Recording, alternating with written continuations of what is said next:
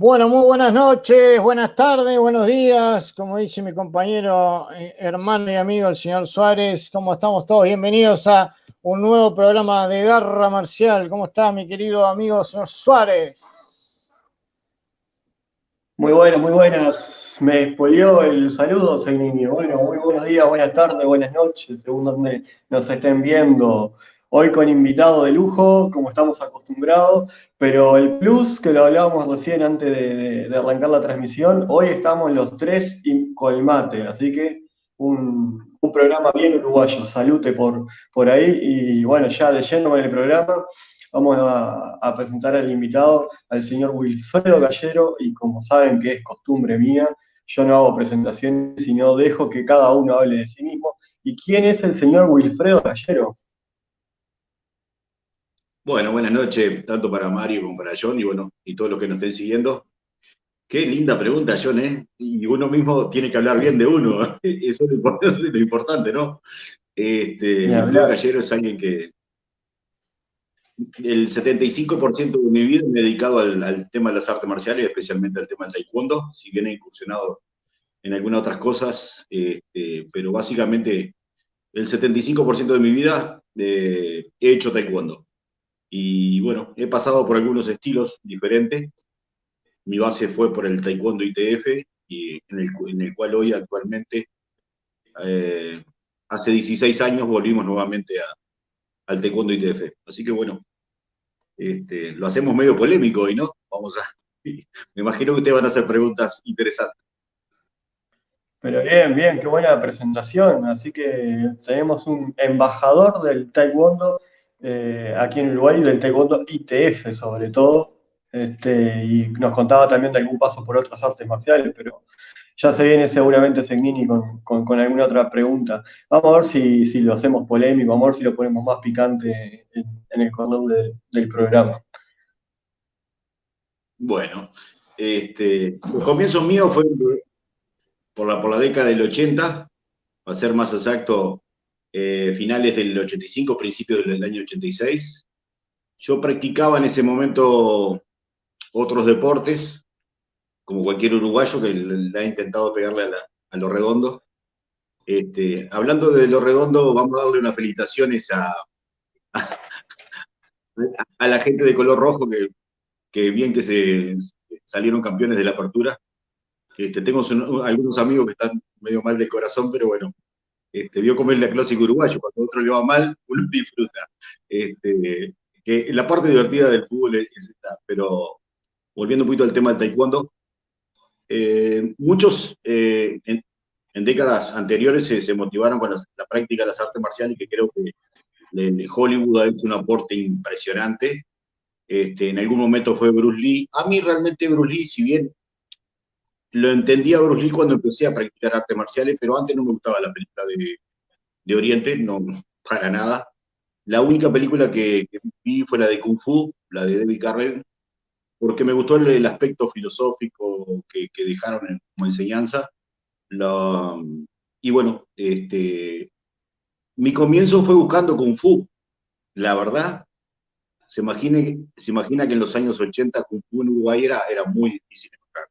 Habían dos maestros orientales por la zona de Positos, por 21 de septiembre, era lo único que se conocía. Y después de algún maestro que se veía entrenando en el Parque Valle, y por ahí contamos. Que encontrarlo era como sacarse el 5 de oro, para que tengan una idea.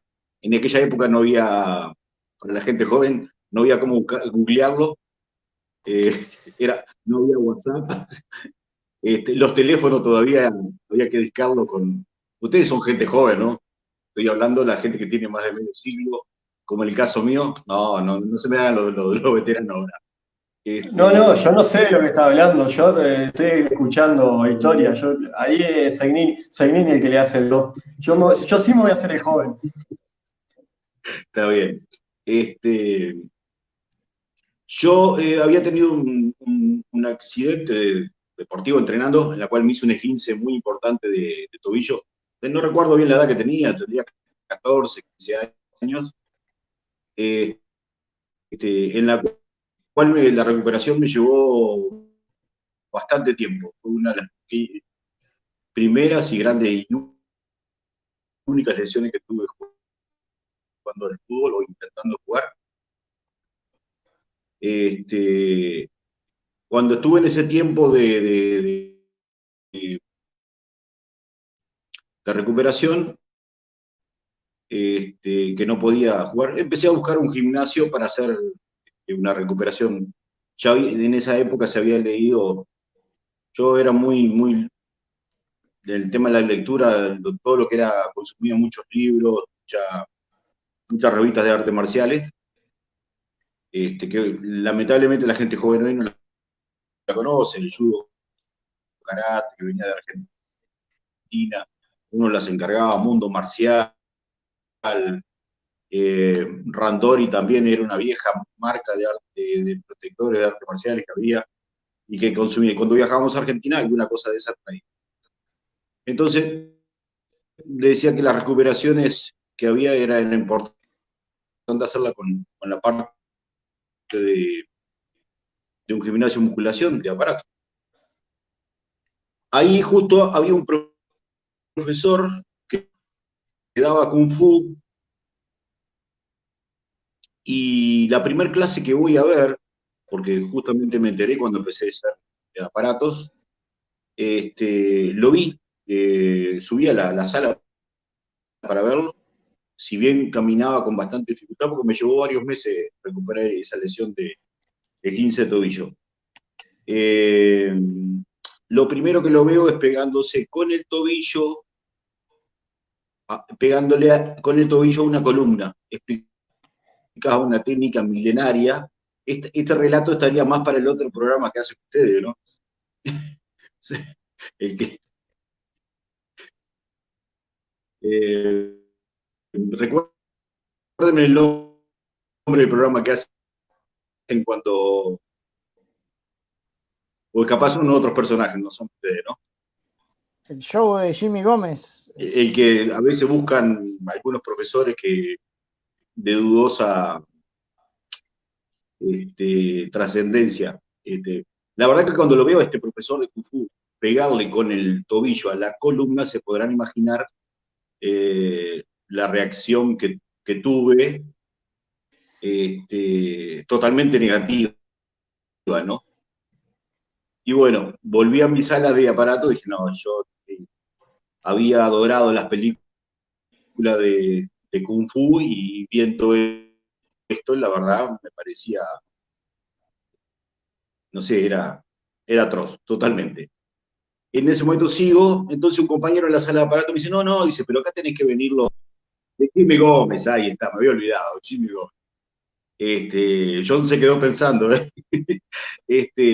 En ese momento un compañero de entrenamiento me dice, mirá, los lunes, miércoles y viernes hay una clase de un arte marcial coreano, dice, que está muy, muy bueno. Dice, a mí no me gustan las artes marciales, pero está muy bueno. ¿Pero cómo se llama? Yo, en esa época había, Mario, usted es un hombre de memoria, estoy seguro que me va a ayudar. Era una enciclopedia que uno las coleccionaba, las compraba, y venía de España, y traía vida y obra de todas las artes marciales, que la verdad debo tener ahí guardado. Me dice, mirá, viene un profesor que no sé, es un arte marcial coreano, karate. Hablo con la secretaria del gimnasio y le pregunto, sacar información, dice, sí, sí, dice, un tal Leonardo estaba ahí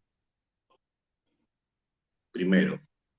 Cuando llegué ya había comenzado una clase de niños, esto para ilustrarlo más, era en el Club Liverpool, ahí en el Paso Molino, en uno del tercer piso, si mal no recuerdo, una sala muy grande para entrenar. En esa clase, no les quiero mentir, pero mínimo habían 50. Cuando veo a todos los chicos pararse, saludar muy disciplinadamente y de lucha, y empezaron a tirar patadas con una habilidad que yo nunca en mi vida había visto. Y el control, porque nadie se tocaba, nadie se pegaba, y a la orden del profesor, todo el mundo paraba. Yo me anoté, averigüé cómo había que hacer, con Gustavito Hernández, para que tengan una idea de qué diferentes eran los tiempos. En la clase se pueden imaginar y, y ser solamente los blancos, el número 3. Ahí comenzaron las primeras prácticas, realmente cuando... ¿Lo perdimos a Mario o está bien? ¿Me escucha, John? ¿Hola? ¿Hola, Sí, hola? sí, sí, sí, sí, sí, sí, estamos todos.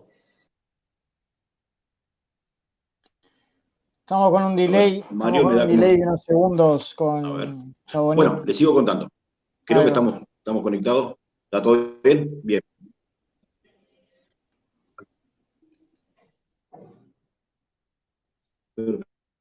Perfecto. No, porque Mario me da como que está en conexión.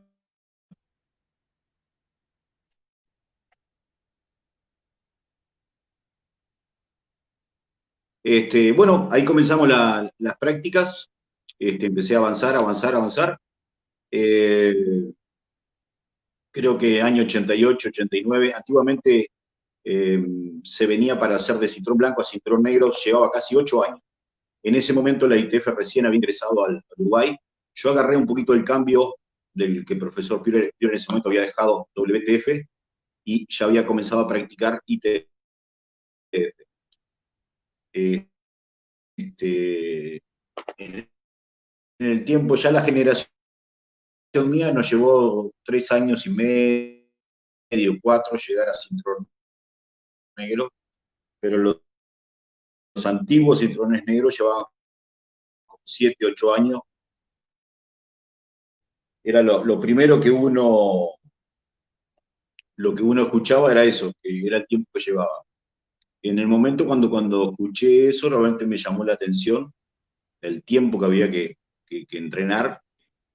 Y ahí, bueno, conocí mucha gente fue una época de muy buenos practicantes, que algunos hoy siguen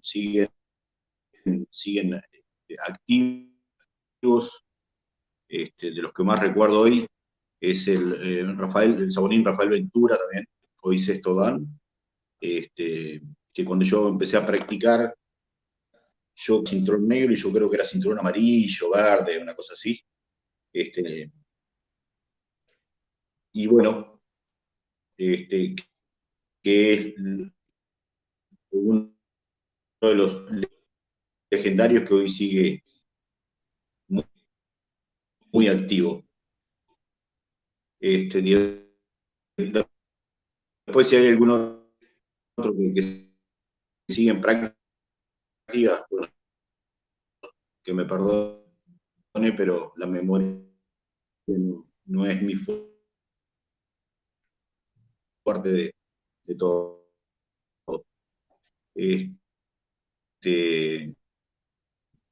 De ahí en más, empezamos conociendo mucha gente, compitiendo,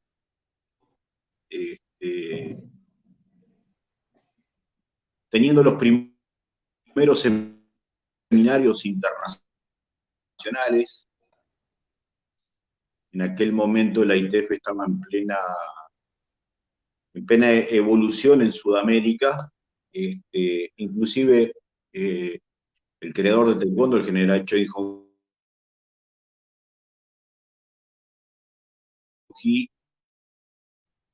habían mandado a unos maestros para Sudamérica para organizar un poco el crecimiento que en ese momento.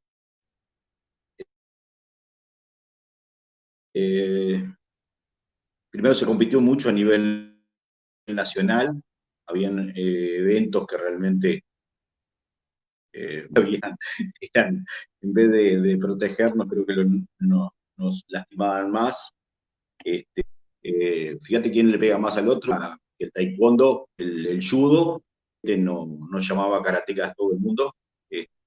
De ahí empezamos, conmigo, el profesor.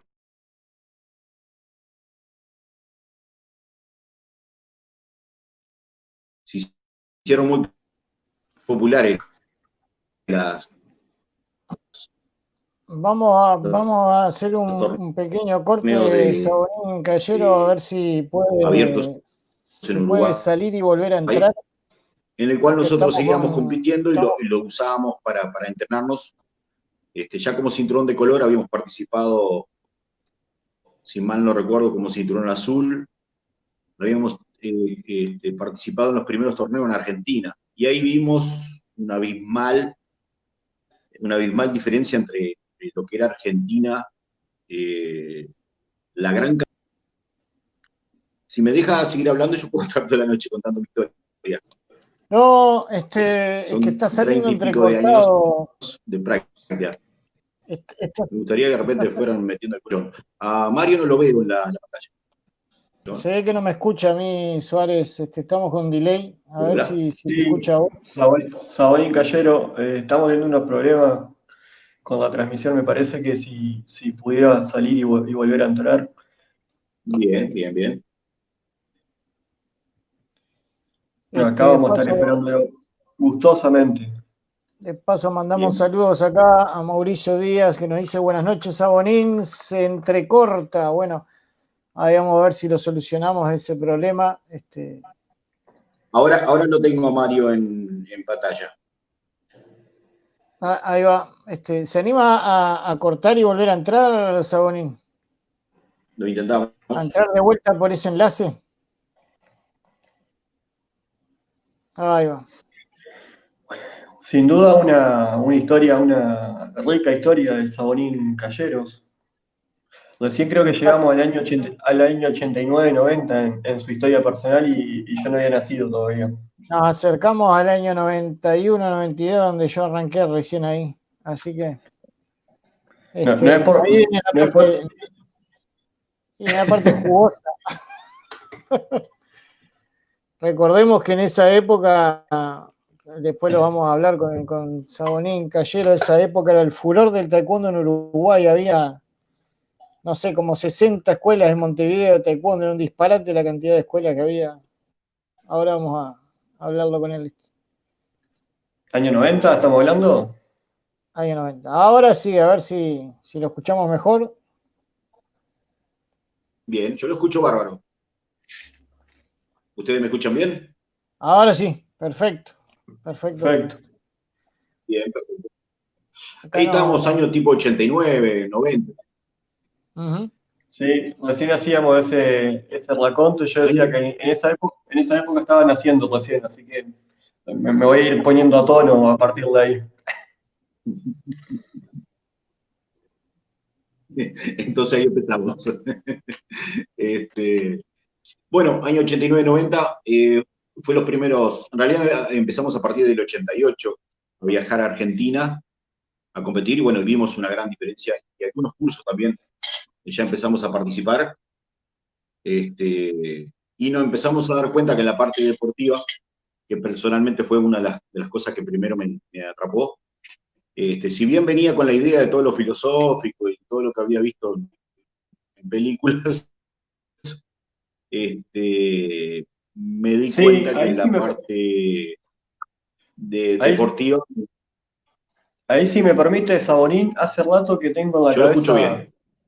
ahí sí, si me permite, hace rato tengo en la cabeza una pregunta que ya seguimos con la cronología en los años 90, pero me hizo ruido una cosa que cuando se enfrentó a esa clase y lo primero que vio fue aquellos alumnos todos parándose y saludando todos juntos, correcto, mucha disciplina. Y es sin duda uno de los temas que en estos programas estamos acostumbrados a tocar, los valores en las artes marciales, la filosofía, todo eso que hemos nombrado, que nombró recién usted. Y esas cositas siempre me gusta escucharlo de los maestros. ¿Qué, cómo ha evolucionado o no, cómo ha avanzado o no el tema valores, el tema filosofía en las artes marciales desde cuando usted se encontró por primera vez con las artes marciales y hoy, año 2020, ¿no? Ya después de contestar esta pregunta, seguimos con la cronología, pero me estaba haciendo ruido y ya que tocó el tema de la filosofía, no quería dejar pasar la oportunidad. En realidad, a mí me sorprendió bastante, se ve que era por una cuestión personal o por lo que me habían transmitido las películas, porque otra vivencia de las artes marciales yo personalmente no tenía. Entonces cuando veo, si uno miraba las películas antiguas de Kung Fu, que había un maestro que tenía su alumno, el saltamonte, le daba sus enseñanzas, y en la cual ese alumno intentaba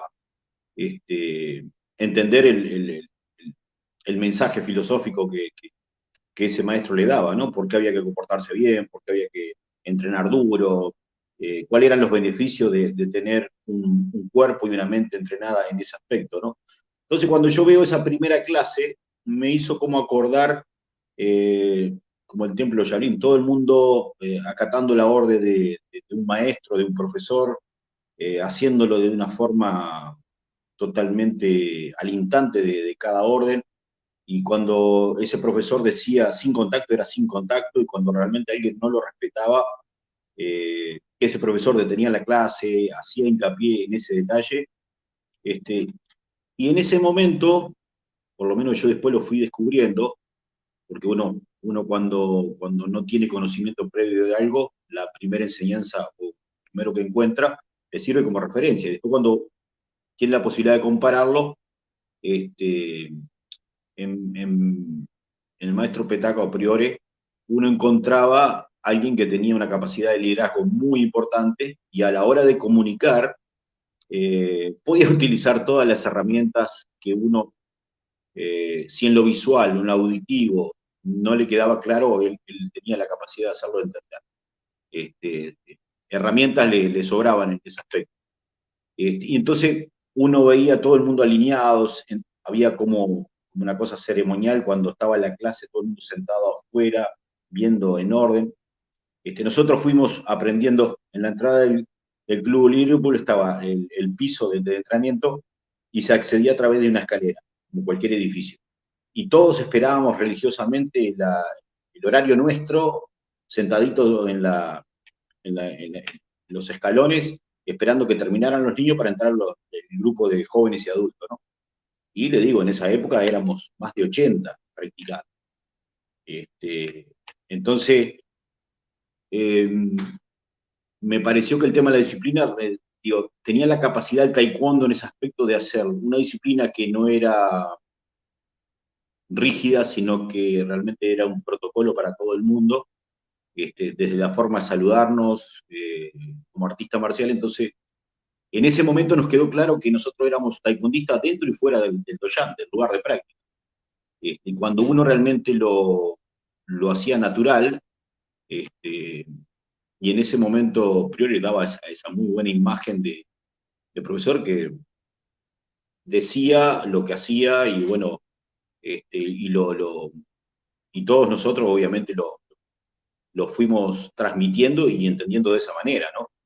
Inclusive se nos había pegado tanto la forma de saludar y pararnos que nos saludábamos dentro y fuera. No en todas las academias eso pasaba, ¿no? Y después del saludo protocolar uno podía optar por otra forma de un abrazo. El de saludarse de beso entre alumnos vino con una costumbre más argentina. Los uruguayos antes nos saludábamos de la mano y decíamos, hola, ¿qué tal? ¿Cómo andás? Y nada más. Estoy hablando hace 40 años atrás, era así.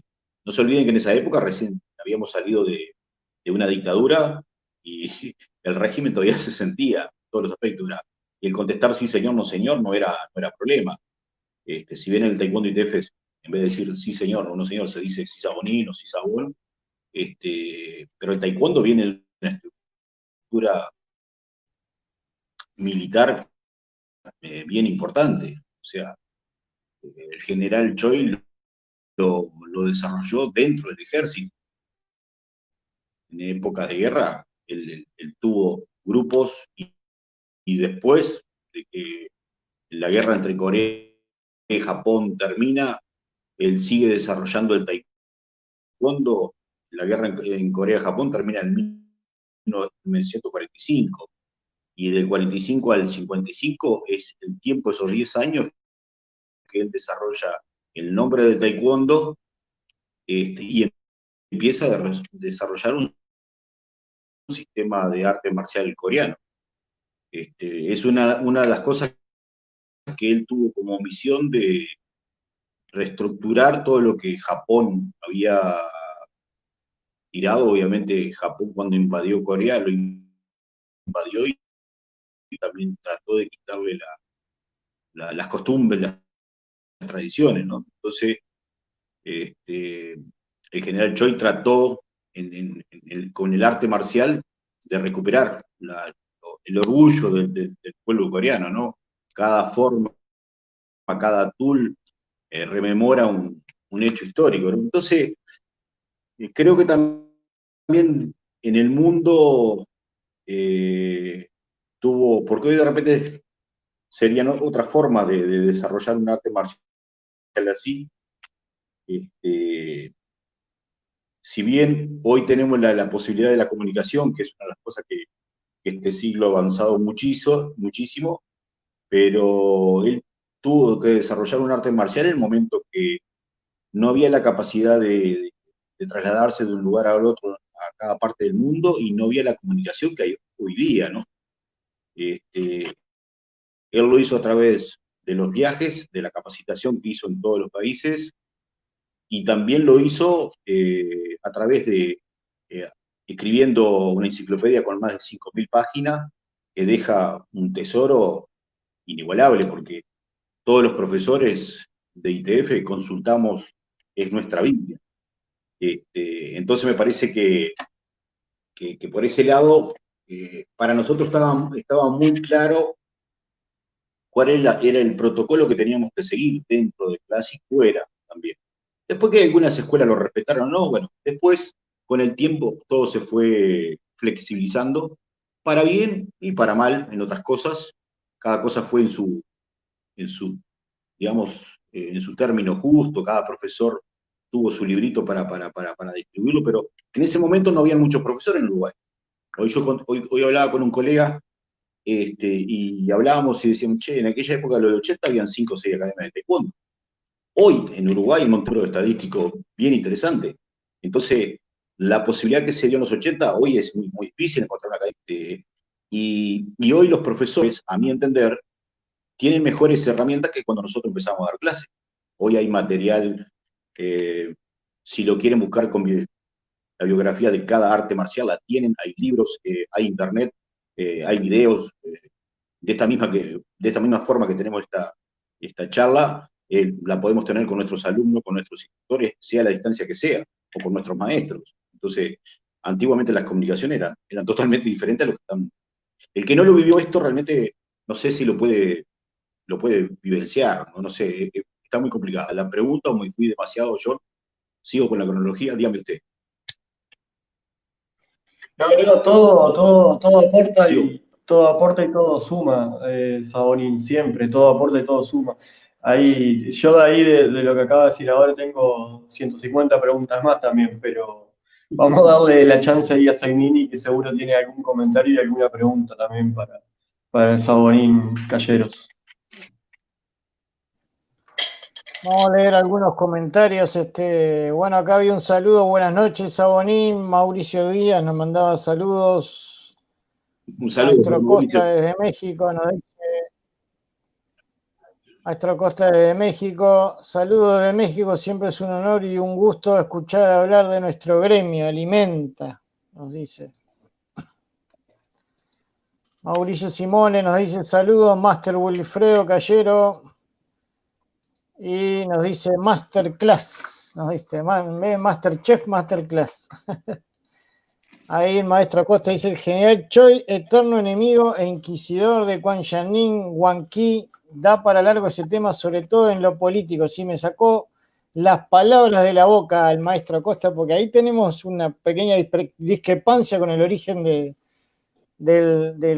las artes marciales en Corea, pero bueno, da para otro tema, capaz, después de que Corea sale de la dictadura, surgen las 5 escuelas famosas, Juan, y una de ellas era la del maestro Wan Qi, y bueno, y ahí arranca todo lo que eran las artes marciales supuestamente nacionalistas coreanas, que después se crea un conflicto bastante grande a nivel político y del gobierno coreano, pero es para otro debate. Usted sabe, John, y Mario, que en esa parte de que el general hace la introducción del taekwondo y empieza a desarrollarlo, hay un sabonín argentino que ha hecho un trabajo excelente que se llama Luciano Iriarte, escribió toda una biografía, no tanto del taekwondo, sino también dio un poco el hecho de las artes marciales, y estuvo investigando con gente que realmente.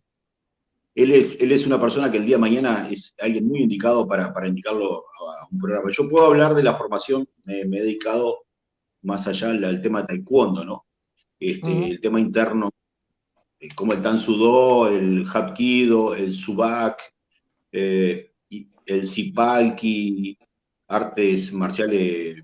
Hay otras más que me voy a olvidar seguramente, porque hay muchas artes marciales coreanas que da para discusión. Yo sí puedo dar referencia a lo que es la formación de taekwondo y todo lo que el general Choi hizo, pero realmente sé que con otras escuelas, ahora inclusive hace poco hubo también una colonización en Corea porque agarraron muchas escuelas de Hapkido y de Tansudo y las transformaron de taekwondo. Entonces así el señor Acosta, bueno, ahí tenemos más problemas todavía, pero bueno, en esa discusión el que nos puede orientar es el Sabonín Luciano Iriarte, que ha sido un exquisito en esa área, que está mucho más informado que yo en otras artes marciales. Eso lo podemos hablar. Sí, sí, nosotros hemos estudiado bastante sobre el tema, nos hemos informado buscando por nuestra cuenta y charlando con varios maestros, sobre todo con Sabonín Acosta y con el Sabonín Reyes, que es un gran historiador de todas las artes marciales, no solo del Tan Sudó.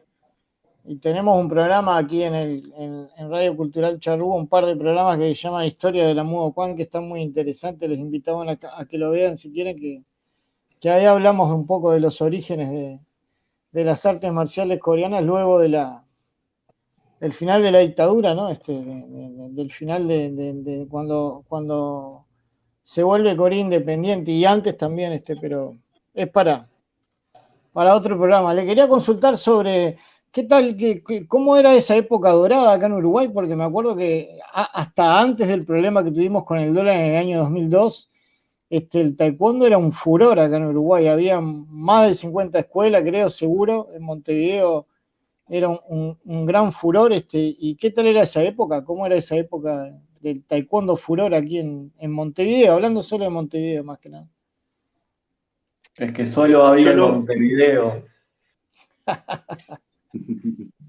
yo tuve la suerte de acompañarlo a Priore, porque después que me recibí de primer dan, cinturón de primer dan, lo empecé a acompañar, y toda oportunidad que teníamos de hacer taekwondo y ver algo más de taekwondo, este, estábamos primero en la lista. Este, teníamos otro compañero más que éramos los más pesados, que siempre estábamos en los entrenamientos especiales, y ahí empezamos a conocer otros departamentos. Pero en Montevideo había una división, rara cosa en Uruguay, de dos grupos.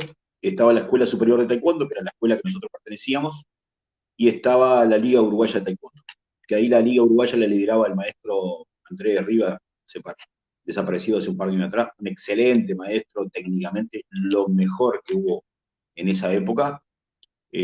También estaba el hoy maestro Daniel Montero, Mario Cori, eran los conocidos de la otra. Éramos como rivales, pero fue una cosa muy, muy graciosa, porque en el año 87 viajamos a Paraguay, esos dos grupos, a participar de un campeonato sudamericano, y nos tocó viajar hacer 24 horas de ómnibus, Montevideo-Asunción, un viaje imperdible, era como el peor viaje de tu vida, que en realidad se transformaron en 32 horas. Usted sabe de esos viajes. Una empresa líder en ese momento acá en Uruguay, fueron 32 horas de viaje. Y cuando dos grupos, éramos 10 competidores, 10 participantes de cada escuela, imagínense cómo era la tensión. Pero el problema, lo más gracioso, que la tensión la tenía entre los profesores, porque nosotros que éramos los alumnos, en realidad no teníamos nada. Ellos tenían algunas disputas sin solucionar, y que en cierta forma nos quisieron hacer de rehenes. Cuando nosotros empezamos a charlar con ellos, el viaje, porque era inevitable, aparte, ante a Paraguay se accedía por el río Paraná, había que cruzar el Chaco, una experiencia en balsa que era, fue un viaje aventura. Aviones no habían en esa época hacia Paraguay, era imposible, era la única opción que había. Estaba el maestro Franco Páez, muy conocido en Paraguay, que organizó ese torneo sudamericano, con la participación de obviamente todos los países de Sudamérica. Un torneo muy fuerte. A nosotros acá nos habían preparado para decir que era contacto leve, light contact. Ese día el contacto entraba el puño hasta la zona del codo, más o menos. Ahí paraba el punto. Full contact era una cosa de juego de niños, para que tengan una idea. Y ahí en ese viaje, yo me acuerdo que el hoy maestro Daniel Montero, octavo dan de ITF, si mal no recuerdo, él era primer dan y yo era cinturón rojo, punta negra, una cosa así. En el viaje charlamos, compartimos, y vimos que lo que nos decían nuestros profesores, que eran como los enemigos, eran personas estupendas. Estaba también el fallecido Mario Morena, un capo técnicamente ya. Con Mario competimos en la misma categoría. Él salió campeón sudamericano y yo salí vicecampeón sudamericano. En la parte de lucha, en forma creo que yo salí primero, una cosa así. Fue una experiencia estupenda para nosotros que salir. La primera vez que pisábamos Paraguay. Vimos delegaciones de Argentina fabulosas, Argentina arrasando, Brasil lo mismo, Bolivia, Chile, Ecuador, Colombia, bueno, fue una experiencia para nosotros inolvidable. En ese momento a Paraguay viajaba un ómnibus una vez por semana, algo así, y nosotros fuimos como 10 días antes porque ya preveíamos que el viaje era duro. Se rompe el ómnibus pasando el Chaco, como a 300 kilómetros de Asunción, bien en el medio de la nada. Hubo que esperar no sé cuántas horas que viniera alguien a auxiliarnos. Era una estación de servicio en el medio que era una estación de servicio como en las películas viejas americanas, que corría el pastito, que cuando pasa, bueno, igual. Y creo cuando fuimos a la ladera, había la última lata de refresco o de alguna bebida X, y ahí la resolvimos. Teníamos un compañero que tenía mucha flexibilidad, Carlitos Auricochea, y ahí la hicimos competencia a ver quién tenía más elongación. 48 grados a la sombra, ¿no? Imagínense. Y me acuerdo que Carlitos fue el ganador, pero él muy amablemente la compartió con el resto. Fue excelente, fue una experiencia inolvidable. Hoy no la haría, pero fue excelente. Y esa fue una etapa. Después de ahí ya empezamos a entrenar para estar en la selección. Años 90, 91, 92, queríamos ir al Mundial de Canadá, organizado por la ITF. En ese momento la ITF daba 5 pasajes a los que competían por equipos. En ITF de hace muchos años se hace la competencia por equipo, que es la que más atención me atrae, que son 5 competidores libre de peso por cada país. Y ahí en ese momento ITF daba los pasajes. Un maestro se olvidó de mandar los pasajes para Uruguay. Nosotros habíamos estado 2 años. Lo que pasa es que la transferencia en ese momento no andaba, no había redes sociales, hoy cualquiera manda giro y rápido. Imagínense que la carta de reclamo nuestra a la Federación Internacional, la contestación llegó a los 2 años, avisándonos que a ese maestro lo habían invitado a irse. Así que imagínense, hoy la gente está mal acostumbrada. Escribe ahora y quiere que a los 2 minutos le conteste. A nosotros nos llevó 2 años para que nos llegara la contestación. Y cuando llegó la contestación, había dicho que ese maestro ya no estaba más. Lo habían invitado a que formara otro grupo, que se retirara, porque ese nunca no había sido solo ese problema. Habían otras cosas más.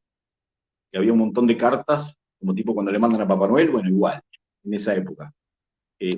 Ahí empezamos a ver la dura realidad de las organizaciones, la parte administrativa, que cómo nos perjudicaba a cualquier simple alumno, hijo de vecino, que practicara. Muchos de nosotros nos quedamos sin los diplomas oficiales. Fue una cosa que arrastramos durante mucho tiempo. Un poco cansado de toda esa situación, vino una propuesta desde Paraguay de una organización americana en el año 92. Ahí participó directamente alguien que manejaba un programa de radio y una revista que se llamaba en ese momento Defensa y Ataque, Ricardo Charlo, que él en realidad estaba dedicado mucho a la música latina, pero él estaba involucrado en el CIPAI, que entrenaba con los hermanos más conocidos como los mellizos Cortés, 2 máquinas, había que rezar cuando uno iba, ahí uno se hacía creyente, fortalecía los vínculos con el de arriba, con el de abajo, porque era el sobrenombre que tenían era el Jet, así que imagínense, eran tipos que pensaban una técnica y ya la habían realizado 3 segundos antes. Era impresionante, con una capacidad física, habían venido de Tacuarembó, nunca había visto gente que fuera tan buena. Hasta hoy día, si bien están un poco retirados, pero cuando juegan a los ninjas, como a veces yo digo, son espectaculares. También una gran amistad con ellos. Compartimos un curso o en ese momento que estábamos de transición había que hacer otras cosas. Ahí hicimos un curso, era la época del full contact, de esa época. En los años ya 90, que no hacía una pelea full contact, no existía. no era practicante de artes marciales. Ahí todos queríamos parecernos a Chuck Norris, Billy Wallace. Lo más cercano que teníamos en Sudamérica era Echeverría, el famoso de Brigada Cola. Miren las cosas que me hacen acordar. Y en ese momento cae un pionero de las artes marciales que en realidad nosotros no lo conocíamos, porque siempre habíamos escuchado alguna anécdota este, de un maestro que éramos compañeros de práctica en ese momento, el maestro Héctor Lerena, hoy graduado noveno dan, de Solier. Solier era capaz de hacer esto, y fulanito, y todos tenían unos sobrenombres bien interesantes. En ese momento cae Tabaré Carballo, más conocido como un doble de acción, fue uno de los que se tiró del hospital de clínica, conoce el piso número 20, y como la producción uruguaya, lo único que pudieron poner fueron cajas de cartón. Increíble, realmente. Si buscan, lo googlean, van a encontrar que es una cosa fascinante. Hay que tirarse de... No me acuerdo del piso, lo voy a decir algo que no recuerdo yo, pero sé que era una altura que había que tener un grado de había que ir a los exámenes y perderlos todos para poder hacer esa travesía. Vino Tabaré, luchador profesional de la liga francesa de boxeo tailandés, y nunca habíamos visto a alguien que pegara tan fuerte, que realmente... Y entonces vino un día, había sido como compañero de Petaca, porque Petaca habían también, casi todos los profesores de esa época habían pasado por las manos de Solier, porque fue el primero que empezó a enseñar taekwondo acá en Uruguay, de un maestro coreano que estaba en Brasil. Él había ido a Brasil por temas de trabajo, algo así, o estudio, y empezó a practicar allá. Cuando vine a Uruguay, dice, mirá, hay un arte marcial que salta, que patea, que gira. Pues seguro, en esa época se practicaba o la ayuda de judo, no había otro. Había estaba el Geo London, que era un maestro de Jiu-Jitsu, Ramón Anador, que era lo que se conocía de Jiu-Jitsu, pero no estaba demasiado difundido. Sí había un respeto muy grande. Estaba el karate tradicional, Sotokan, y después estaba el karate Kyokushin, que en ese momento estaba Oscar Masita, el actual Eduardo García, que es director de la Kyokushin acá en Uruguay, una de las escuelas más grandes de artes marciales que hay, porque tiene practicantes de hace, no sé, 3 siglos atrás, es impresionante. Eduardo es un genio también, se conserva en una condición física espectacular. Y en ese momento viene el maestro Tabaré Carballo, hicimos un seminario con él, nos gustó la parte de complemento, junto con los compañeros Pablo Jiménez y Ricardo Estacio, y ahí conocimos en una práctica a los hermanos Cortés. Y vimos con la demencia que entrenaban y la velocidad que tenían realmente. Estuvimos durante 3 días haciendo un seminario tipo campamento, fue una cosa que solo con recordarlo me duele en algunas partes del cuerpo, porque fue realmente muy duro. De ahí en más, hoy conté lo de Ricardo Charlo, un gran amigo también, que actualmente sigue con unos programas con música latina y todo eso, con mucho éxito. De ahí en más, va a priori me quedé en el año 92, va a priori a Paraguay, conoce al gran maestro Han Kun Lee y el gran maestro ahora César Osuna. Empezamos con el estilo americano, con la ATA, STF para Sudamérica. Y bueno, hubieron 2 años, casi 3, de capacitación diferente a lo que veníamos acostumbrados, con una organización que rendías hoy el examen y mañana ya tenías todo tu diploma, el diploma, el cinto, el uniforme, una cosa que era fuera de época para lo que estábamos acostumbrados nosotros. Y durante ese tiempo nos gustó, y aparte había la posibilidad de ir a competir a Estados Unidos, y ahí en el 92, con 3, 4 meses de práctica, fuimos a competir al Mundial de ATA en Little Rock, Arkansas. Una excelente experiencia, 45 días en Estados Unidos tuvimos. porque como éramos el primer grupo de instructores que iba a difundir el taekwondo en Uruguay, hicimos la formación de instructor, el tema de instructor certificado, había que aprenderse todo el sistema. Fuimos Leonardo Prión en ese momento, Gabriela Carrión, Ever González, Sergio Fonseca, y quién les habla, Wilfredo Gallego. Fue una excelente experiencia, la verdad. En el año 92, haber conocido una organización como STF y todo lo que aprendimos fue excelente. Y nos transformó, no en lo técnico, en lo organizativo, en el perfil de cómo había que prepararse como instructor y realmente cuál era el propósito de una clase, cómo trabajar con niños, con jóvenes, con adultos, cómo difundir y cómo tener un manejo de un centro de enseñanza. Que el propósito de las artes marciales no pasaba solamente por tirar puños y patadas bonitos y fuertes, empezaba más por la formación del individuo, de sacarle más beneficio a la práctica de un arte marcial que había sido tan exitoso en Corea, bueno, con un poco la idea yanqui de organizar, de darle difusión a nivel del marketing. Nosotros en ese momento en la organización teníamos 32 escuelas, que el promedio de alumnos no pasaba los 20 alumnos. Y los 20 alumnos, el nivel técnico se podía decir que cada clase se transformaba,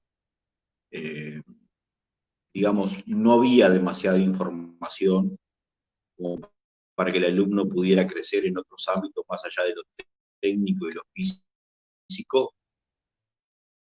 Entonces, cuando vino el sistema hubo obviamente gente que no nos acompañó, ¿no? De esas 30 y algo de escuela, creo que quedamos 15, voy a ser generoso.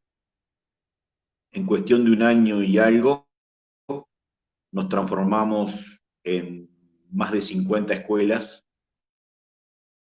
difundimos el taekwondo en cuánto rincón del Uruguay se podía dar clase de taekwondo, donde había gente, había taekwondo, STF en ese momento. El crecimiento fue abismal. En ese momento fue uno de los lugares de STF en Sudamérica que más creció, conjuntamente con un maestro de Brasil, de Santa María también. Conocí los que más el gran maestro Osuna, obviamente, que voy a hablar de él, que la gente no sepa, un gran líder, un excelente artista marcial, con un conocimiento y con una respuesta para cada pregunta que uno se le pudiera ocurrir, como docente, como profesor, él siempre preparado, atento, amable, nos enseñó muchísimo. Después estaba el maestro Agustín Garay, que fue otro gran, él decía, me acuerdo en una de las clases que tuvimos, hoy ando desgarrado. Y el andar desgarrado él, la patada la hacía a 180 grados, así que era una cosa impresionante. Y el maestro Teófilo Barrios, alguien que con poderes especiales, la verdad. Y después tenían en la administración la maestra Ana Trovatos, que también una genia. Pero uno de los que más me sorprendió con su humildad y trabajo, el maestro Juan Samaniego. De uno de los viajes que hice a Paraguay, realmente me sorprendió. Mario.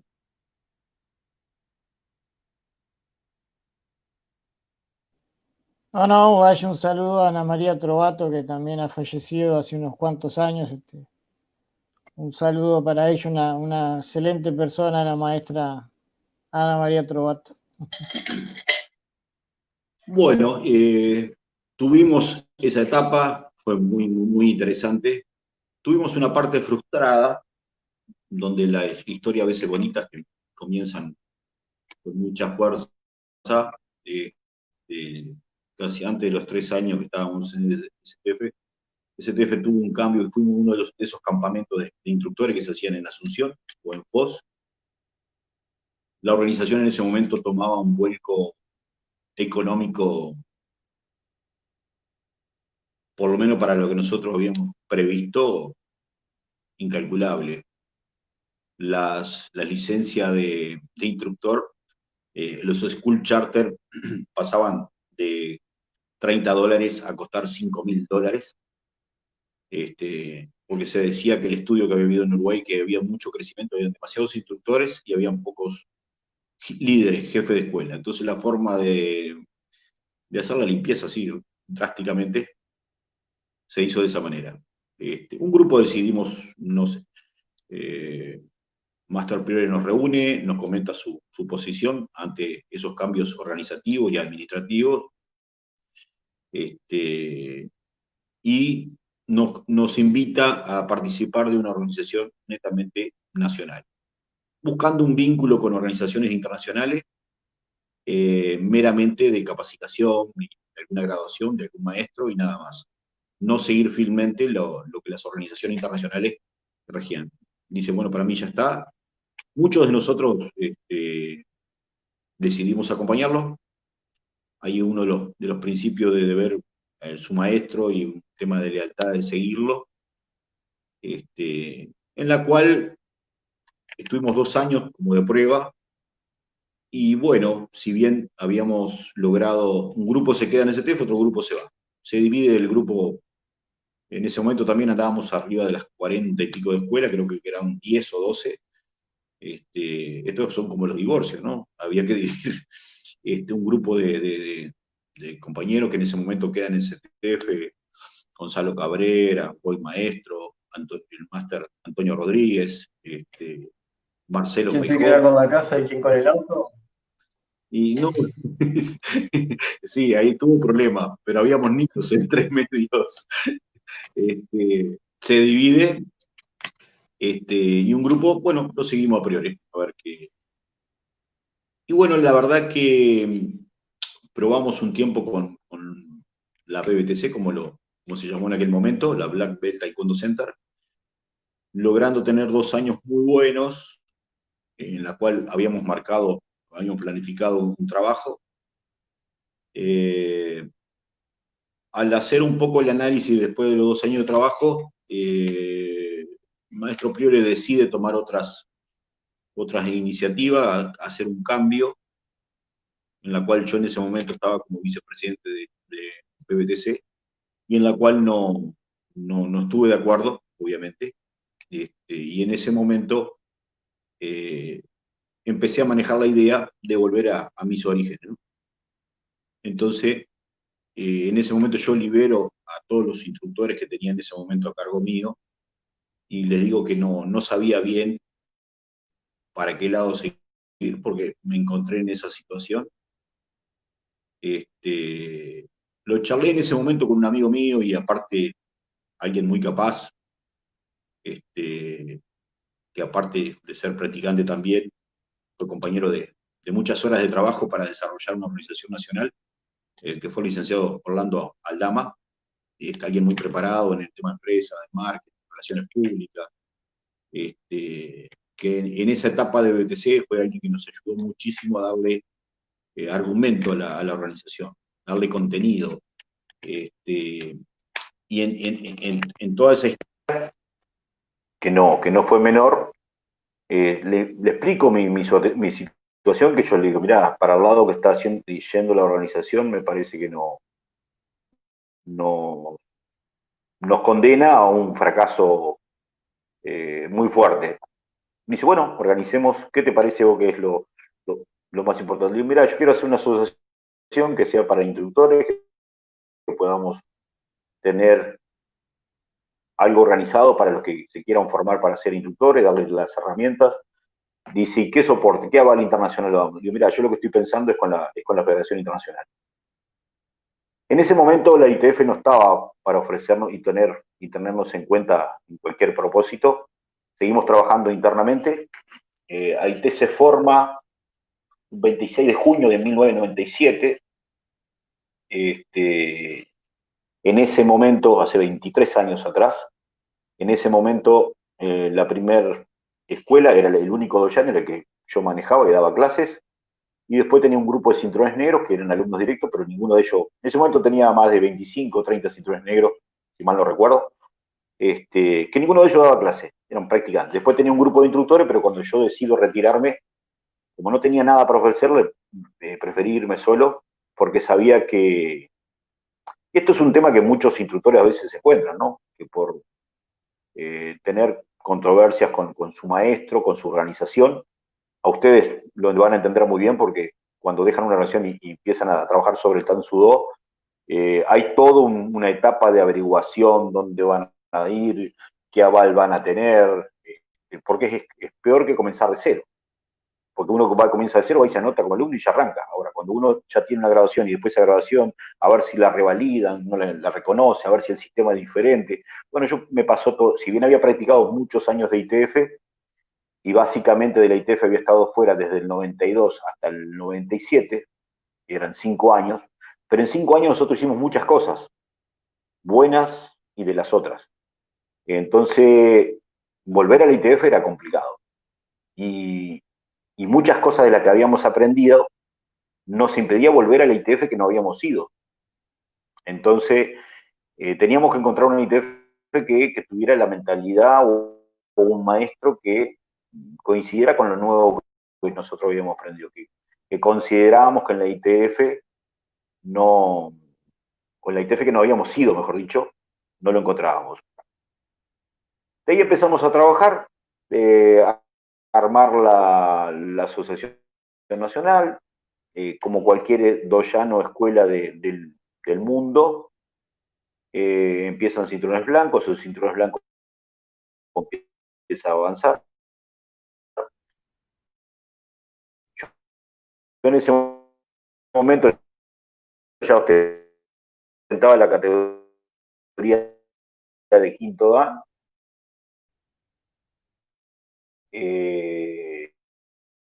Empezamos a trabajar. En ese momento se empieza a sumar más gente, y cada vez que se sumaba más gente me metía en un problema más grande, porque yo no tenía un soporte internacional. Entonces tenía que venir y sentarle y decir, mira, IT es esto. ¿Qué pensamos hacer? Tenemos que dejar todo este programa que era el que hacíamos para empezar en esto. Y hay unos de 8 años que no hacía las formas de ITF. Había aprendido otras formas. Empecé a trabajarlas y como arte de magia empezaron a aparecer una a una. Dije, caramba. Viajé a Argentina. Primero hablé con los profesores que había en ese momento. El tema de reválida que tenía la ITF se maneja como con una constitución, como cualquier federación o club deportivo, en la cual cuando llegaba la parte de grabación, la ITF internacionalmente reconoce solamente a partir de cinturón negro primer dan. Y si uno no había practicado ITF y tenía los diplomas, automáticamente tenía que empezar como grado mínimo rojo. Si yo era quinto dan en ese momento y tenía que empezar como primer dan, que era lo más generoso, imagínense que era tercero, que era segundo, que era primero, en blanco transparente. Entonces, bueno, era injusto por todo el tema que nosotros teníamos. En ese momento la ITF no iba a renovar los reglamentos internos, las normas que tenían por nosotros. Era una cosa obvia. Y menos estando el general Choi como presidente actual.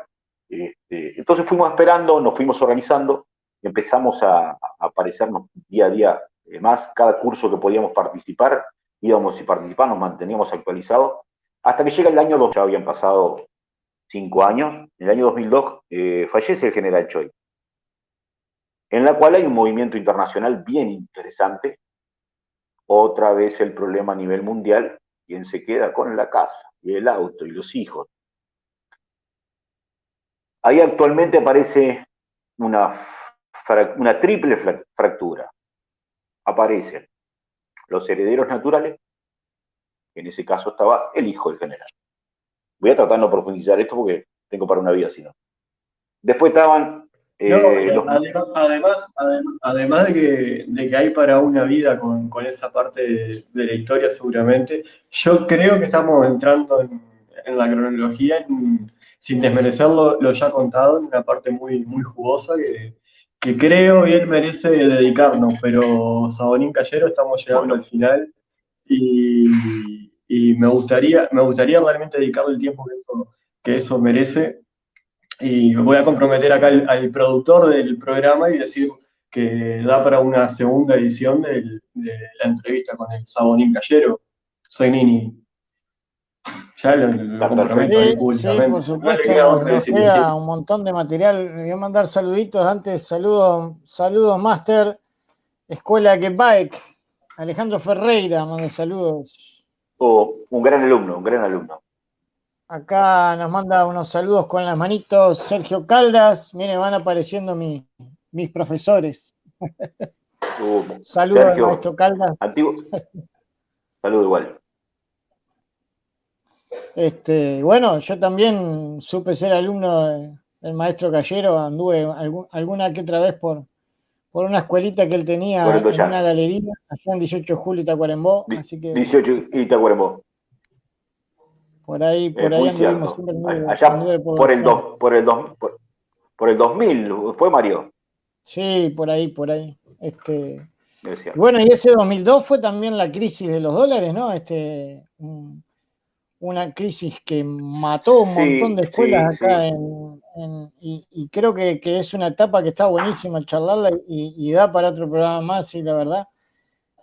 Acá Germán Cavani dice arriba, Sabonín, manda saludos, Germán Cavani. Otro alumno. Este, pero bueno, Germán, capaz que usted quiere hablarnos un poquito en los últimos minutos que quedan de la actualidad de ITF antes de que cerremos y programemos ¿cuánto, otra entrevista, otra segunda parte, porque da la verdad para hablar, como dice Suárez, de muchísimas cosas más. cuántos minutos nos quedan? Y bueno, no, unos 10 minutos más o menos tenemos por ahí. Así comprimimos y vamos, vamos a la actualidad y en A qué nos mí, a estamos mí, proyectando para. A mí personalmente me encanta todo esto de la historia y sobre todo cuando hablamos de Uruguay porque obviamente aprendo muchísimo de cosas en las que por ahí hoy estoy inmerso, pero a veces los orígenes son medio dudosos. Entonces, a mí me encanta todo. Segnini sabe que a mí todo este tipo de historia, hablar con gente que sabe de la historia de acá, de Uruguay, me seduce bastante, pero por eso digo que bien merece un tiempo acorde. Pero sí, se pone celoso el productor con 2 minutos. Yo sé que después me los descuenta a mí de mi programa, entonces yo salgo al corte siempre y soy el ogro de los programas. Pero sí, Saborina, cuéntenos de la actualidad de la ITF, que también es un dato que nos queremos llevar hoy. Rápidamente, fallece el general Choi, se arma una nueva comisión directiva. eh, Se dan cuenta que la ITF no estaba preparada para tener un nuevo presidente. Hubo que armar un congreso, ahí se elige una nueva comisión directiva y ahí la lidera el maestro Tran Tien Quan, que fue un genio realmente. Alguien que hace un estudio mundial de cómo la ITF estaba posesionada y qué cosas le hacía falta. Y ahí empiezan a desarrollar programas para la actualidad, para los futuros instructores, trabajar en distintas áreas, modernizar el taekwondo, y nosotros empezamos justo en ese momento, que realmente fue genial. Y lo está haciendo genial. La ITF actualmente en la que estamos, el actual presidente a nivel mundial es el gran maestro eh, alemán.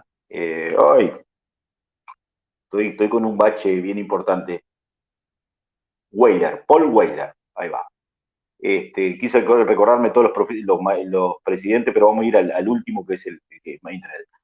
Él como maestro europeo, con una muy buena estructura en la parte administrativa, a Uruguay lo tuvimos de visita el año pasado, donde se hizo el curso de instructor internacional, organizado por el Centro de Instructores de ITF, en la cual en este momento la actual presidenta es una mujer, es la Sabonín Lorena Silvera, que eso ya marcan bastante cosas diferentes, porque el hecho de que una mujer sea la presidenta, obviamente da una apertura de todos nosotros bien interesante, en la cual condiciones no llega a presidente porque sea mujer y hay que darle el espacio a la mujer, que eso la verdad me parece bastante dramático.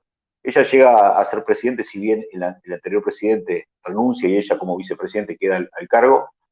Ella ya había aportado en otras áreas como entrenadora de la selección de formas, había mostrado toda una capacidad como instructora, que ya venía con un liderazgo bien importante, porque el trabajo que estaba haciendo con su escuela, con su doyan, destacaba, era y es una de las mejores escuelas de acá. También hay alguien que viene trabajando y que hemos trabajado desde el 2008, 2009 en adelante, básicamente, y él ahí, si bien yo hasta el 2009 hice el trabajo más visible, pero después del 2009 en adelante, la verdad tomó la apuesta, que fue el sabonín Gabriel Colina, en la cual logró mejorar muchas cosas que teníamos en el pasado. Era el tema de las tramitaciones, el tema de las reválidas. Empezamos a hacer un trabajo en conjunto que no fue nada fácil, porque los dos teníamos unas posiciones bien distintas, pero con el tiempo nos fuimos dando cuenta que los dos apuntábamos a que el taekwondo a nivel nacional estuviera mejor organizado, mejor administrado, que tuviera la capacitación, las herramientas que los instructores. Bueno, ahí nos sentamos a charlar varias veces. Es alguien que podemos discutir y buscarle la mejor vuelta a las cosas, y realmente fue y sigue siendo algo bien interesante. Se fortalece la Asociación Nacional con reconocimiento de la ITF, con reconocimiento de la Federación Sudamericana. Uruguay es hoy más que nada, es un modelo a seguir para países de Sudamérica por la organización prolija que tiene. Hemos organizado, digo hemos porque me siento parte de la Asociación Nacional, somos una de las escuelas fundadoras. Hoy hay 5 escuelas que estamos en el carácter fundador de la nueva ITF acá en Uruguay, que es la escuela CEN, dirigida por la sabonín Lorena Silvera, la escuela Ucuán, de Carlín Perinetti, sexto dan en 33, la escuela Shorin Shi, que es de Gabriel Colina, la escuela Sillac, del sabonín Daniel Istueta, y quien habla, la escuela AIT, conformamos la parte de fundación. Después hay otros instructores que también aportan, pero digamos, en el carácter de fundacional, somos los 5 escuelas que le hemos dado la base, que se está ampliando por suerte porque hay nuevas generaciones de profesores que están buscando su espacio y ese crecimiento es bien importante. La ITF ahora se definió en varios sectores y que logró profesionalizarlo. Tanto la parte de capacitación para los instructores, en el taekwondo adaptado, que es para chicos con capacidades diferentes, en el taekwondo kid, que es para el taekwondo, para aquellos que ingresan al taekwondo con muy poca edad. Después el taekwondo harmony, que es para gente además de la tercera edad, que en la cual encuentra en el taekwondo una posibilidad de desarrollo a pesar de la edad, que de repente muchos nunca han hecho deporte, se acondicionó, se trabajó. Gastón Casero es un sabonín argentino que ha trabajado muchísimo sobre eso. Entonces, los docentes en ese aspecto tenemos todo un desafío para trabajar. Después la parte deportiva, que la ITF obviamente la desarrolla y mucho, y es una etapa que muchos deciden pasar por ella, logró hacer eventos mucho mejor organizados, logró poner protecciones que antes faltaba, hacerlo obligatorio, hizo mejor la capacitación de los jueces, busca los lugares en la cual se desarrollan los eventos con la comodidad y con toda la tecnología de alcance. Entonces, esa parte deportiva se mejoró aún más. Entonces, hoy en realidad el taekwondo es un deporte amateur, pero compite contra países que son realmente profesionales, porque llevan toda una preparación física, psicológica, con coach a nivel mundial con una experiencia insuperable. Y Uruguay está dentro de ese marco, en la cual ha hecho todo un camino, que hoy hay escuelas que el crecimiento que tienen es muy bueno. Entonces, cada grupo se ha posesionado. Hay algunas que son un poquito más deportivas, otras buscamos un poco lo moderno y lo tradicional. Cuando hablo de lo tradicional me refiero a un arte marcial que no solamente trabaje para lo deportivo, sino que se dedica a la defensa personal, a la formación del individuo. Entonces hoy tenemos todas las herramientas según en en el ámbito que nos quieramos ubicar. Entonces, hoy el Uruguay en ese aspecto ha dado un paso bien, bien importante. Nosotros como grupo, como AIT, Germán Cavani justamente era uno de los que se comentaba, era alguien que desde muy chico está de practicante con nosotros. Él dice que no le pasa el tiempo, pero en realidad ya tiene que darse cuenta que tiene más de 30 años. Él está de los 4 años entrenando con nosotros, pero él dice que se sigue sintiendo joven. Era alguien que se resistía a la parte de competencia, hoy ha logrado un grupo deportivo con muchos logros a nivel nacional e internacional. Este año, en este mes, tendríamos que haber estado en Eslovenia, pero bueno, con todo este tema del COVID-19 nos ha frustrado, pero ha pasado ahora para el 2022. Después tenemos instructores como en salto, como Dani Machado, que tiene una experiencia, una forma de trabajar que realmente es admirable cada vez que vamos, disfrutamos del taekwondo. Después en Carmelo Colonia está el sabonín Pablo Lestrade, alguien que se incorporó el año pasado con nosotros. Nosotros casi todos los instructores son formados por AIT, pero con Pablo hicimos una excepción porque realmente él nos mostró realmente que quería trabajar de una manera, nos sentimos muy identificados con el trabajo que él hace. Entonces, bueno, le abrimos las puertas, vimos el trabajo que estaba haciendo y realmente nos da orgullo que sea parte, que sea un compañero más, es alguien que siempre se aporta, está trabajando muy bien con el grupo de él en Carmelo, inclusive creciendo con algunas escuelas. Después en San José también estamos preparando algunos otros nuevos instructores. Después acá en Montevideo tenemos a Sofía Rodríguez también, Alejandro Ferreira, que es otro instructor de Montevideo que trabaja muy bien. Mauricio Díaz, que es alguien que ha trabajado durante mucho tiempo conmigo. Es como si fuera mi mano derecha, pues cuando no estoy yo en las clases, él está al firme, cubriéndome, y que ha entendido un poco el trabajo interno que a veces hay que hacer en un doyan, en una escuela. Tenemos a Robert Leitón, que en la zona del Cerro y Nuevo París, ya lo conocíamos de antes, fue un compañero que se acopló, que realmente fue muy bueno todo su proceso, porque ingresar a ITF nuevamente no fue sencillo, pero realmente maneja una escuela con mucho liderazgo y bueno, y siempre es alguien de mucha confianza. Igual que ese es un poco el perfil nuestro, que trabajen, que sean responsables, que si bien eso deben ser los valores que tienen las artes marciales, pero que no todo el mundo los cumple, ¿no? Por ese lado, bueno, el trabajo que venimos haciendo en Haití a veces no decimos el tema de la cantidad, decimos que, bueno, si hay 5, hay 2, bueno, realmente que nos sintábamos cómodos trabajar, porque después reproducir el trabajo va a ser mucho más sencillo. Entonces, lo que estamos enfocados es capacitación, el tema de las graduaciones, tener las certificaciones internacionales. Hoy City nos da la garantía en ese aspecto, porque trabaja directamente con ITF y bueno, nos aporta esa tranquilidad, esa seguridad. Y después la parte deportiva lo disfrutamos, pero lo disfrutamos de muy buena manera, de que el alumno haga todo ese proceso de entrenamiento, porque la parte deportiva le da la posibilidad de enfrentarse con un atleta muy bien entrenado, donde tiene la seguridad de competir. Hay que hacer la experiencia y entrenar como los mejores. Eso sí, en el ITF la exigencia deportiva es muy importante. Por este lado, y después dejamos para no irme demasiado lejos con todo esto de la parte deportiva y del taekwondo ITF, dejamos pendientes esos años en la cronología para hacerlo en otra entrevista. Yo estoy a las órdenes. Sí, por supuesto. Si me hace una última pregunta, yo se la respondo, no hay problema.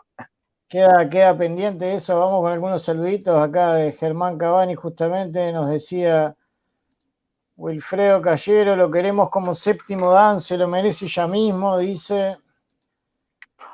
Quiero hacer una aclaración sobre eso, Usted sabe que tengo Diego, el récord, creo que... Sí. ¿Me deja pasar una cortita? Sí. Tengo el récord, estuve 19 años como quinto dan. Tengo el récord mundial, Quiero un premio por eso. Suárez tiene el récord como cinturón blanco, así que están los dos en el... Bueno, vamos juntos a buscar el premio, no hay problema. Hay una cosa que quiero aclarar también, ya que Germán dijo lo del séptimo dan. Todo el mundo me llama maestro, yo se los agradezco, pero en la ITF está la categoría de primero a tercer dan, se le dice buza bonín, que es como instructor asistente.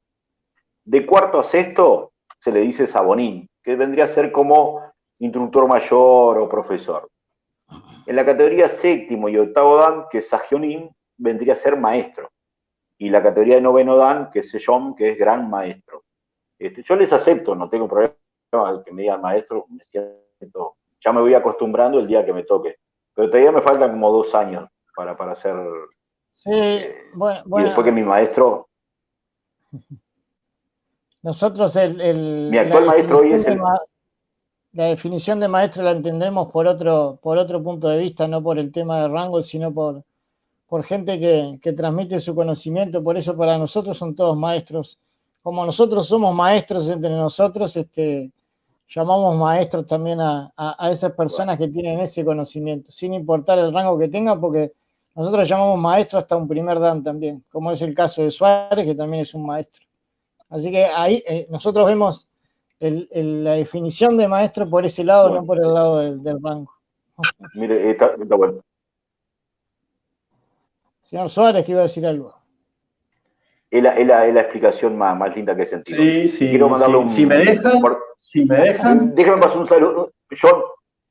John, voy a abusar de su confianza. Le voy a mandar un fuerte saludo a mi maestro Marcelo Batrano, que no me puedo olvidar que en esta etapa de ITF nos dio su calidez, su experiencia, y es alguien que es un amigo realmente, que da gusto trabajar con él, porque realmente que lo más lindo del caso, que no es solamente maestro mío, sino que los alumnos míos van y entrenan con él, es alguien que tiene la capacidad de agradecer a alguien que realmente. Es muy fácil entrar a una federación cuando uno entra protegido por un maestro así. Sabe que el conocimiento y cuando uno ya entra es entrar por la puerta grande. Así que un gran agradecimiento para él. Es todo suyo su tiempo, John. Bueno, quiero agregar ahí en el final, dejar la polémica, que a mí me encanta esa cosita, pero que hasta ahora no he hecho. Y para todos los que están ahí viendo, que son muy allegados al Saborín Calleros, contar una pequeña anécdota en el final, ¿no? Que con el profesor Segnini tuvimos el privilegio, bueno, que el privilegio, el honor de presenciar el examen del señor Callero para ser ciudadano. Es cierto. Fuimos público exclusivo, así que se lo dejo picando ahí a todos los allegados de Saborín Callero. Y bueno, y aprovecho además y ya a ver si podemos comprometer a Saborín Callero a presenciar una de sus clases y por ahí participar y, por qué no, hacer alguna transmisión en vivo y mostrar todo esto que recién nos estaba contando Saborín Callero, que me parece un muy lindo trabajo. Hemos tenido la oportunidad de charlar con él en un montón de lugares, en torneos y demás, y siempre nos habla mucho de su trabajo, así que me gustaría también, si él acepta la idea, mostrarlo abierto, en público, en cámara, porque creo que esas son las cosas lindas de las artes marciales, todos esos valores que él contaba recién, todo ese trabajo que hay detrás, ese día a día que uno lleva en Doyan, y que está bueno mostrarlo también a que se dé a conocer todo ese esfuerzo. En el final solamente me resta agradecer el tiempo de Saborín Callero, agradecer a mi querido hermano, amigo, profesor, y podría nombrar un lote de cosas más, Segnini, y un muy, muy especial saludo a todos los que están ahí del otro lado, que todavía siguen prendiditos a la transmisión, así que ya repetiremos con Saborín Callero. Muchas gracias. Vamos a leer los últimos comentarios acá. Diego Sormani dice: gran saludo a Wilfredo, gran profe. Acá nos manda saludos también Germán Cabanica, que con este comentario se va a ganar flexiones seguramente. No pase los 30, che, con esa tuteada del maestro va a tener que hacer flexiones, Cabani, así que apróntese para hacer flexiones. Señor Ramos acá nos dice: saludo enorme, Wilfredo Callero. Muy bien ahí, Mario. Wilfredo Callero fue el que inició a mi padre en el camino de taekwondo, y a mí también. Un fuerte abrazo, nos dice Sergio Ramos, y Alejandro Ferreira dice, felicitaciones a los tres. Muchísimas gracias a todos. Da para hablar un montón. Conocimos al maestro Batrano también, una excelente persona. Tuvimos el placer de charlar un poquito con él nomás, pero nos dejó una grata sensación. Y bueno, y también estuvo comentando el señor Cayero de ese gran evento que se realizó en el Radisson, un evento impresionante que armó la ITF, que fue brutal, así que queda para hablar de eso también para un próximo programa. Así que bueno, vamos rápido con lo que tenemos para mañana, pasado y traspasado, que me gusta ponerlo en problemas a Suárez, que lo va a comentar ahora. Rapidito. El de mañana no es problema, ya sabe, porque bueno, el de mañana le toca a Suárez, con los descuentos correspondientes de los minutos de la semana. Mañana no se pueden perder Emprender a Pie, un programa para todos los emprendedores o para los que están empezando, para los que quieren ser emprendedores y no saben qué hacer, por dónde empezar, qué idea va primero, qué cosa. Bueno, ahí Emprender a Pie están todos los tips, piques y demás con mi persona como el conductor entrevistado mañana, ya le adelanto para que la silueta no quede ahí. Día sábado, bueno, ese le toca a usted porque ese sí que es un programón que tiene esta radio cultural y algo de hincapié en cultural con ese programa. Exactamente. Cultural porque nos ocupamos de todo. Acá tenemos a los tres maestros chantas que vienen este sábado a las 0 horas. Es el único horario que se permite para ese programa. Otros horarios fueron bañados, como vamos a actualizar el vocabulario, fueron bañados, así que no nos dejan hacer ese programa en otro horario que no sea a las 0 horas. Así que va el show de Jimmy Gómez en ese horario, bastante controversial. Se viene este sábado hablando en un gran duelo de maestros chantas, así que no se lo pierdan este sábado. Y bueno, y el domingo tenemos nuestro programa musical. Un amargo. Y ahí estábamos prendiditos a las 11 de la mañana, Aprontate un amargo. Una invitada de lujo. La tradición. Una invitada de lujo tenemos este sábado, Claudia Lomeña, desde Buenos Aires, Argentina. Me han estado preguntando, ¿qué pasa, Mario, que invitás siempre gente de Argentina? Lo que pasa es que la gente de Uruguay no me da bola para invitarlo. He invitado a todos los artistas conocidos del Uruguay y nadie me da pelota. Sin embargo, la gente de Buenos Aires y de Argentina en general siempre están abiertos a participar del programa, así que muchas gracias a los hermanos argentinos y bueno, y vuelvo a hacer la convocatoria, queridos amigos, hermanos de Uruguay, participen de nuestra radio si quieren, están abiertas las puertas para participar, están más que invitados. Muy bien, toda la programación completita. Gracias nuevamente, Sabonín Cayero, un gusto haber contado con ustedes para esta entrevista. Bueno, gracias a ustedes y bueno, la invitación que nos hace de compartir una clase, tanto en el doyer nuestro como en el de ustedes, después lo coordinamos y lo difundimos como corresponde. Gracias por haber aguantado este tiempo con toda la historia. Y bueno, y dejamos algo pendiente para hablar en la próxima de más actualidad. Por supuesto. Que esta última etapa para mí es la mejor, porque fue volver realmente a las raíces y destacar todo el trabajo de todos los alumnos y colegas que tenemos, que realmente ha hecho que el taekwondo crezca mucho, pero también no solamente la parte técnica, sino organizativa, que eso es bien importante. Y que el beneficio tanto del taekwondo como de las artes marciales, cuando están bien guiadas, es realmente mucho más gratificante. Y la gente lo ve, no hay que hacer ningún cuento especial, la gente se lo percibe. Así que bueno, gracias a ustedes, porque yo sé que el trabajo que también hacen para difundir, y bueno, les comentaba que esto de la radio es algo muy bueno, esta vez fuera de un poco de micrófono, y que cuentan con nuestro apoyo para que esto, alguien que últimamente hizo un gran trabajo también fue Javier Eurué, que realmente le mando un abrazo, porque es alguien que yo lo vi muy profesional realmente, y sabe mucho de esto, yo sé que los asesora, y bueno, también le quiero agradecer, porque a Uruguay siempre le está dando una mano, y realmente se siente el apoyo que hay, y bueno, y creo que los buenos consejos yo sé que ustedes lo toman porque realmente me parece perfecto porque de nuestros hermanos argentinos hay muchas cosas que hemos aprendido y tienen mucha experiencia. Así que felicitaciones por lo que están haciendo y realmente el otro día con el programa que hicieron de ese de las 12 de la noche, la verdad, la pasé muy bien, excelente.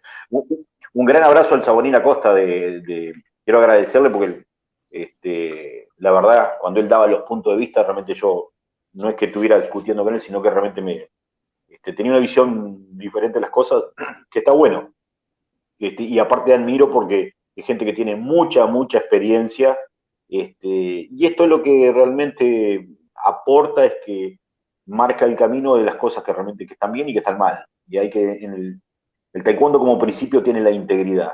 Y cuando uno toma el camino incorrecto, lo que debe hacer es aceptar que se equivocó y asumir las consecuencias. Entonces, hoy cuando hablábamos de valores, creo que eso es un gran principio del taekwondo. Vieron que a mí me cuesta un poquito hablar. Tiene que hacerme la señal de cortar. Así que yo les agradezco. Saludos de Marcelo Echevarne, que dice, qué lindo, Wilfredo, mis abrazos. Otro alumno Y también. bueno, sí, nos vamos yendo al maestro Acosta, que tiene una gran experiencia en México a nivel taekwondo y sobre todo trabajando en Teletón. Fue el creador de un gran método para darles clases a personas discapacitadas, un excelente programa que creo que fue, a mi entender, el precursor de ese sistema, que después fue copiado por mucha gente, pero él fue el que inició ese programa. Fue el precursor y el primero que lo creó, y después fue copiado por mucha gente, así que, y sin haber sido reconocido por ese trabajo. Entonces, una gran labor del maestro Acosta esa, de haber creado un programa exclusivo para gente discapacitada y para la inclusión, y que se merece un gran reconocimiento por ese trabajo. Así que un gran abrazo desde acá le mandamos al maestro Acosta de México. Nos queda, bueno, y siguen cayendo saludos. Miguel Ramírez dice, un gran Wilfredo. Así que bueno, quedamos para una próxima segunda parte y ya nos vamos despidiendo entonces. Un saludo a todos. Nos estamos viendo. Taekwondo.